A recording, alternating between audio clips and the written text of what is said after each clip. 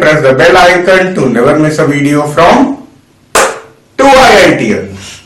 Show that any positive odd integer is of the form 6q plus 1 or 6q plus 3 or 6q plus 5 where q is some integer. Question को समझने के लिए q पे कुछ values डालते हैं हम लोग. q इज इक्वल टू 1, चलो q इज इक्वल टू 0 भी ले लेते हैं, q इज इक्वल टू 2 ले लेते हैं. q इज इक्वल टू 0 जैसे ही इनमें डालेंगे तो ये हो जाएंगे 1, 3, 5. q इज इक्वल टू 1 इसमें डालेंगे अगर तो ये 6 प्लस 1 7, 9 और 11 हो जाएंगे. q इज इक्वल टू 2 अगर डालते हैं तो ये हो जाएंगे 6 इंटू 2 12 प्लस 1 13, 15 और 17. जैसे जैसे हम लोग क्यू बढ़ाते जाएंगे पूरी पृथ्वी में जितने भी पॉजिटिव ऑड इंटीजर हैं वो यहां लिस्ट आउट होते जाएंगे. तो क्वेश्चन हमारा क्या कह रहा है कि अगर हम कोई भी पॉजिटिव ऑड इंटीजर लेते हैं जो इनमें शामिल होगा, इनमें वो कहीं ना कहीं या तो इस फॉर्म या इस फॉर्म या इस फॉर्म का होगा जहां क्यू कोई ना कोई इंटीजर है. ये चीज हमें प्रूव करके लानी है. यहां पर हमारा सहारा क्या होगा, ये क्या है, यूक्लिड्स डिवीजन लेमा. ठीक है, आई एम श्योर आपने ये सब चीज डिवीजन लेमा पहले कभी नहीं पढ़ा होगा, लेकिन चलिए इसको अब पढ़ना शुरू करते हैं.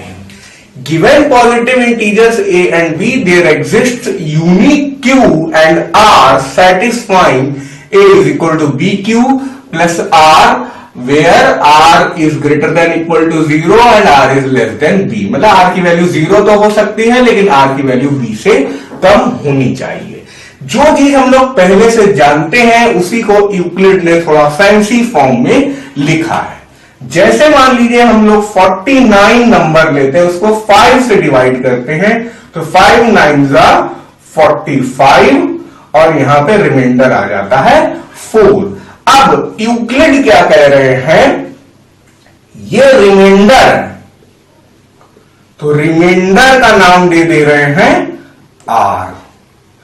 ये आप जानते हैं कि कोशंट है तो कोशंट का नाम दे रहे हैं Q, है ना. और इस 49 को, जो 49 एक बड़ा नंबर है, उसको नाम दे रहे हैं ये A और 5 को नाम दे रहे हैं B. अब आप देखिए हम लोग 49 को नहीं लिख सकते क्या इस तरह कि 49 इज इक्वल टू 5 9 45 प्लस 4, नहीं, 49 is equal to 5 into 9 plus 4. ऐसा लिख सकते हैं कि नहीं लिख सकते हैं, ये तो आप पहले से भी जानते थे. अब यूक्लिड ने कहा मैं इसे बोलूंगा A, इसे बोलूंगा 5 को बोलूंगा B, 9 क्योंकि कोशंट आ रहा है तो वो Q होगा और 4R रिमाइंडर आ रहा है. और यहां पे ये भी कंडीशन हमें ध्यान में रखनी है, 0 less than equal to R less than B. यार रिमाइंडर हमारा कम से कम क्या हो सकता था, 0 हो सकता था. हाँ भाई 45 अगर नंबर होता, अगर ये होता तो 45 यहां पे आ गया तो 5 9 45, रिमाइंडर क्या हो गया, 0 हो गया, है ना. अब तो रिमाइंडर 0 तो हो सकता है और थोड़ा ज्यादा भी हो सकता है, 1 भी हो सकता है, 2 भी हो सकता है, 3 भी हो सकता है. क्या हम लोग ऐसा कर सकते हैं कि यार 49 है, हम 5 9 ना लिखे, हम लोग 5 8 40 लिखे और बोल दे रिमाइंडर 9 आ जाएगा.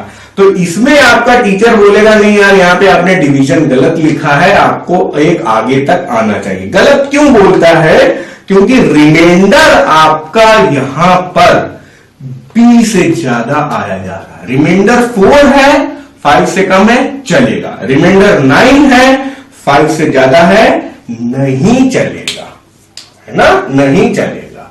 यही बात यूक्लिड ने इस फॉर्मेट में लिखी.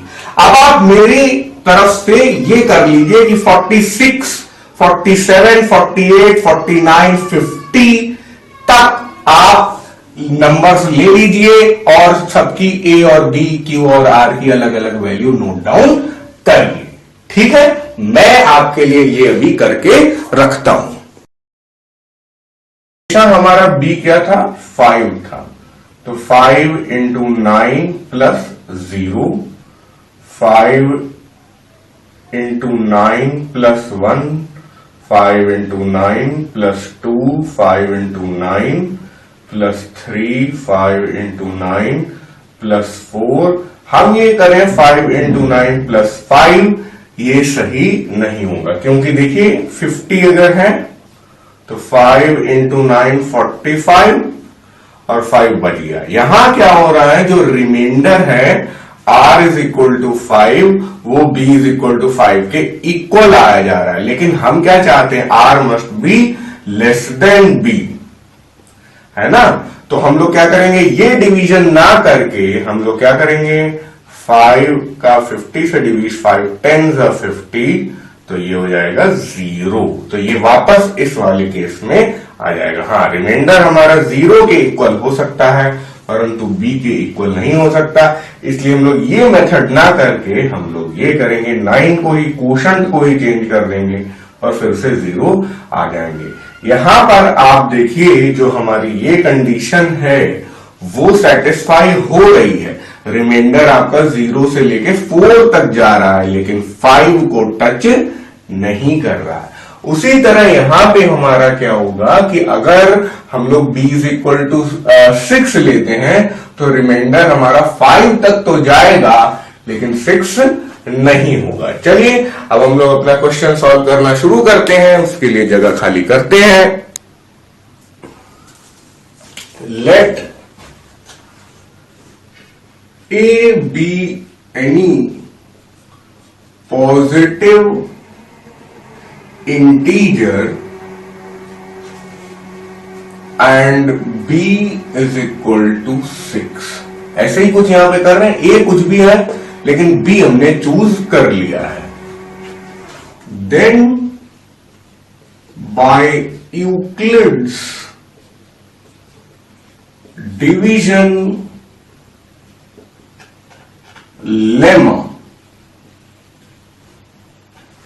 a इज इक्वल टू, देखो इधर ही करेंगे ना, B Q plus R, where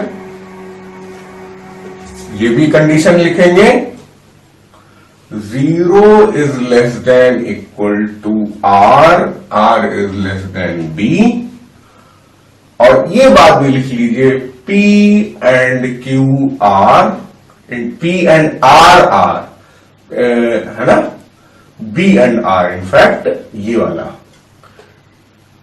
and B and R are integers। B तो हम लोग ने लिख लिया है, तो Q and R are integers। ठीक है, यहां पे Q शामिल है, R शामिल है, A और B को हम लोग पहले ही इंटीजर बोल चुके हैं, क्योंकि ये इंटीजर होगा तभी हो पाएगा जब ये इंटीजर, ये इंटीजर, ये इंटीजर सब कुछ होंगे।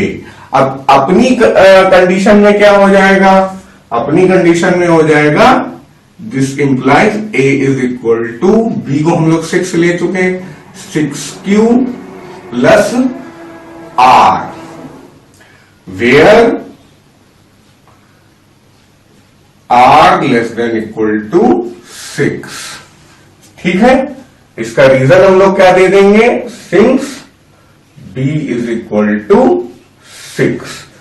अब पॉसिबल इंटीजर हमारे क्या होंगे, therefore the possible integers will be, और पॉसिबल इंटीजर्स बल्कि रिमाइंडर्स, इंटीग्रल रिमाइंडर्स होंगे, r की बात कर रहे हैं। Therefore, the possible remainders R will be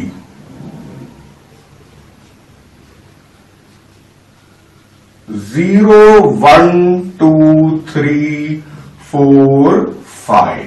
6 B की वैल्यू 6 है तो 5 रिमाइंडर आएंगे। यहां जब मैंने आपके लिए किया था तो आपका b इज इक्वल टू 5 था, तो रिमाइंडर 0 से 4 तक गए थे, है ना। तो जो भी b की वैल्यू आप चूज करते हैं उससे एक कम तक रिमाइंडर्स जाते हैं, लेकिन 0 को भी हम लोग इंक्लूड करेंगे। तो अब इसकी बात करते हैं, इसकी, है ना, इसकी। तो हम लोग बोलेंगे when r is equal to 0, a is equal to 6q, r is equal to 1, r is equal to 2, a is equal to क्या हो जाएगा 6q plus 1, 6q plus 2, r is equal to 3, a is equal to 6q plus 3, r is equal to 4, r is equal to 5, r is equal to 6। a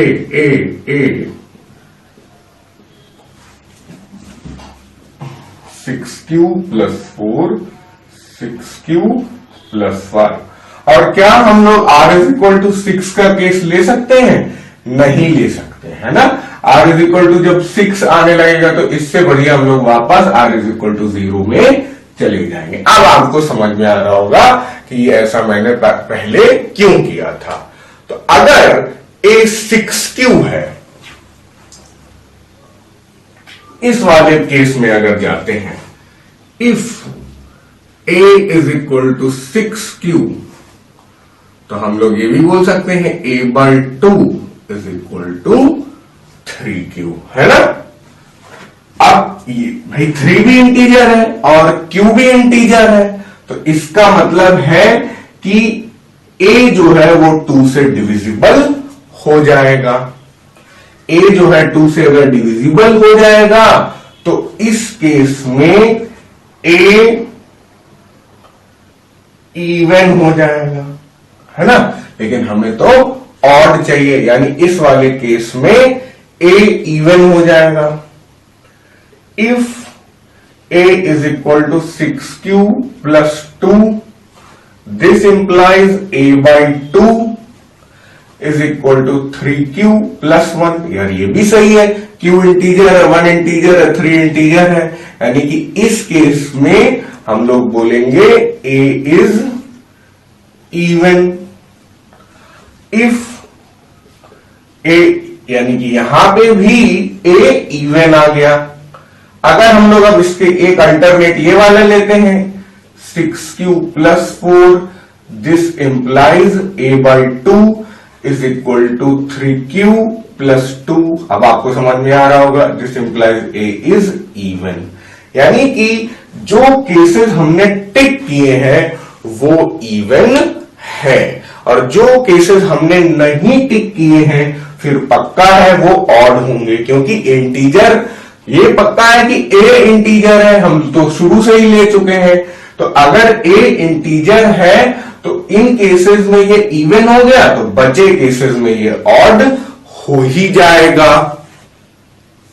तो इनका नाम दे देते हैं, जो 6q plus 2, 6q plus 4 वाली condition है, इनका नाम दे देते हैं 1, 2 एंड 3, है ना। और यहां पे लिख देते हैं therefore if a is equal to 6q और 6q प्लस 2 और 6q plus 4,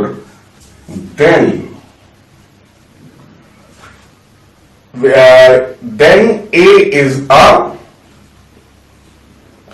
positive even integer.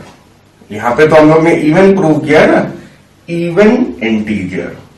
इस क्वेश्चन में अगर थोड़ा सा हम लोग बदलाव करते, show that any positive even integer is of the form 6q और 6q प्लस 2 और 6q प्लस 4, तो फिर हम लोग को इतना ही करना पड़ता और यहां पे रुक जाना होता। अब ऑड की बात कर रहे हैं तो हम लोग को एक स्टेप और लिखना पड़ेगा, इवन प्रूव करने के बाद ऑड तक जाना पड़ेगा।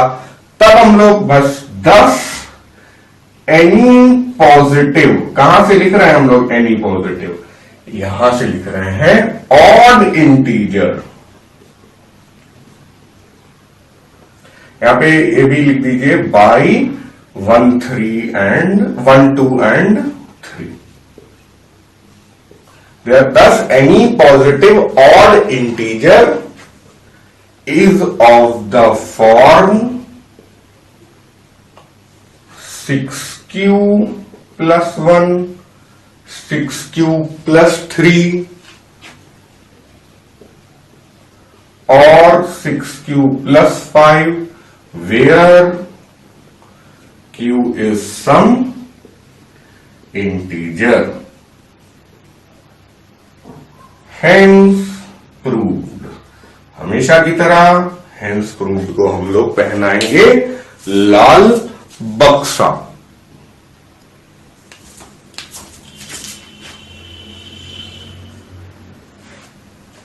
तो इस तरह के क्वेश्चंस को आपको काफी प्रैक्टिस करना पड़ेगा। आपको लगने लगा यार यहां कहीं मैथ्स तो हो ही नहीं रही है, कुछ मल्टीप्लाई डिवाइड विशेष कर नहीं रहे हैं, तो ये इसी चैप्टर में क्लास 10th में आपको इस टाइप की प्रॉब्लम होगी, बाकी कहीं नहीं है। जैसा अभी तक आप पढ़ते आ रहे हैं वैसा ही है।